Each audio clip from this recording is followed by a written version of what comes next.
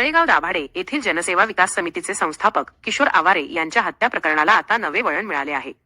या खटल्यातील महत्त्वाचे साक्षीदार मोहसिन हमीद मुलानी यांनी पोलीस प्रशासन आणि सत्ताधारी आमदारांवर गंभीर आरोप करत आपल्या जीवाला धोका असल्याचे स्पष्ट केले आहे। मुलानी यांच्या दाव्यानुसार किशोर आवारे यांच्या हत्येचा कट खूप आधीच रचला गेला होता।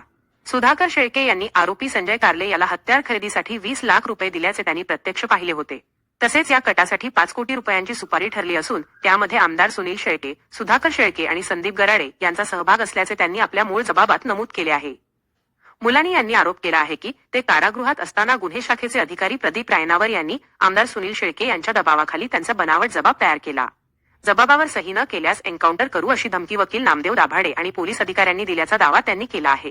3 जुलै 2025 रोजीचा तथाकथित जबाब हा खोटा असून 1 जून 2023 रोजीचा मूळ जबाबच सत्य असल्याचे त्यांनी प्रतिज्ञापत्राद्वारे मुंबई उच्च न्यायालयाच्या निदर्शनास आणून दिले आहे। सध्या इतर साक्षीदारांनाही धमकावले जात असून आरोपींचे जामीन रद्द करण्याची मागणी केली जात आहे। मुलानी यांनी या संपूर्ण प्रकरणाची निष्पक्ष चौकशी करण्याची मागणी केली आहे। दिनांक 12/5/2023 रोजी स्वर्गवासी किशोर आवारे यांची हत्या तळेगाव दाभाडे नगरपालिका आवारात निर्घुण हत्या करण्यात आली होती। सदर गुन्हा तळेगाव दाभाडे पोलीस स्टेशन येथे गुन्हा रजिस्टर क्रमांक 233/2023 नोंद आहे। एफ.आय.आर.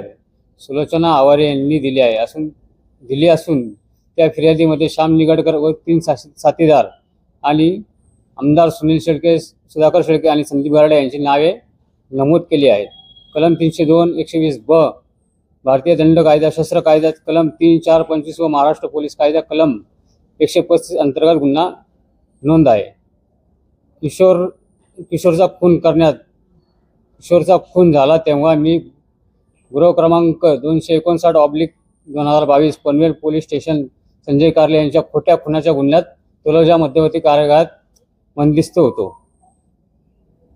न्यायालयीन कोठडीत सदर गुन्ह्यात संजय कारले यांची एक दैनंदिन डायरी ताब्यात घेतली आहे। सदर डायरीमधून दिसत आहे की संजय कारले यांनी एक दैनंदिन डायरी ताब्यात घेतली असून सदर डायरीमधून दिसत आहे की संजय कारले हा आरोपी श्याम निगडकर, भानू फळदे, सुनील शेळके आणि सुधाकर शेळके यांच्या संपर्कात होता। त्या डायरीमधील एक पान जिथे श्याम निगडकर या आरोपीचे नावे आहे हे किशोर आवारे यांच्या केसमध्ये पोलिसांनी जोडले नाही, पण ते पान माझ्या केसमध्ये असल्यामुळे मला ती माहिती आहे। ते पान माझ्याकडे आत्ता सध्या आहे।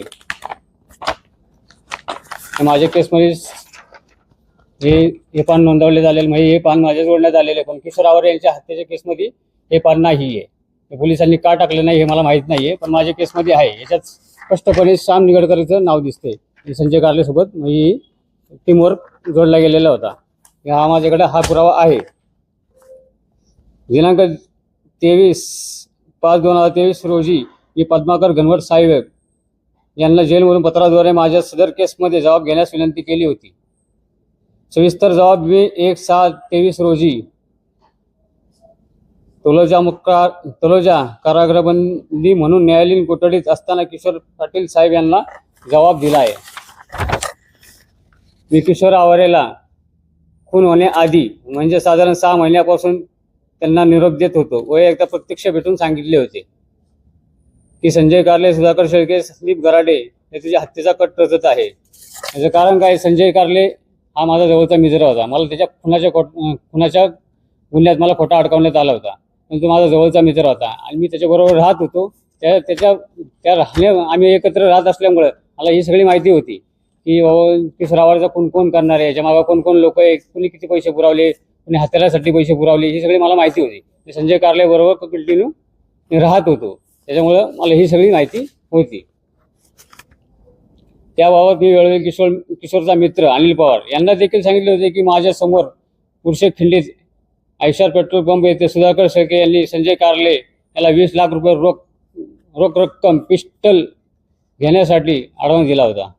तसेच संजय कारले यांनी मला सांगितले की किशोर आवारेची हत्या करण्यास श्याम निगडकर, भानू फळदे, संदीप गराडे व इतर लोक तसेच सुधाकर शेळके हा 5 कोटी रुपये देणार आहे। फक्त त्याचे नाव येणार नाही याची दक्षता आपल्याला घ्यायची आहे, अशी त्याची मीटिंग सेंटोसा हॉटेल रावेत येथे झाली होती। त्यांनी मला हे दोन्ही सांगितलं होतं आणि त्यावेळेस मी मीटिंगला नव्हतो, सेंटोसा हॉटेलला मी नव्हतो। त्यानंतर मीटिंग झाल्यानंतर त्यांनी मला माहिती दिली होती। म्हणजे मी केसमध्येच किशोर आवारेच्या केसमध्ये मी जी साक्ष दिली होती ते माझे जबाब नोंदवण्यात आले होते, कारागृहात येऊन नोंदवण्यात आले होते. त्यासाठी माझ्यानंतर दबाव आला की हे जबाब परत तू मागं घे म्हणून. त्यासाठी पनवेल न्यायालयात मला सेशन केस क्रमांक 181/23 सुनावणीला जेलमधून घेऊन आल्यानंतर त्यावेळेस कोर्ट आवारात मला ॲडव्होकेट नामदेव दाभाडे हे भेटायला यायचे व माझा जबाब बदलण्याचा प्रयत्न करायचे.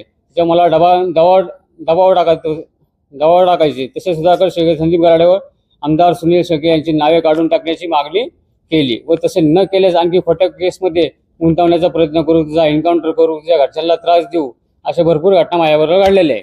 मी जेलमध्ये असताना सुद्धा माझ्या घरच्यांना त्रास देण्यात आलेला आहे. मला स्वतः मी जेलमध्ये असताना सुद्धा मला त्रास देण्यात आलेला आहे.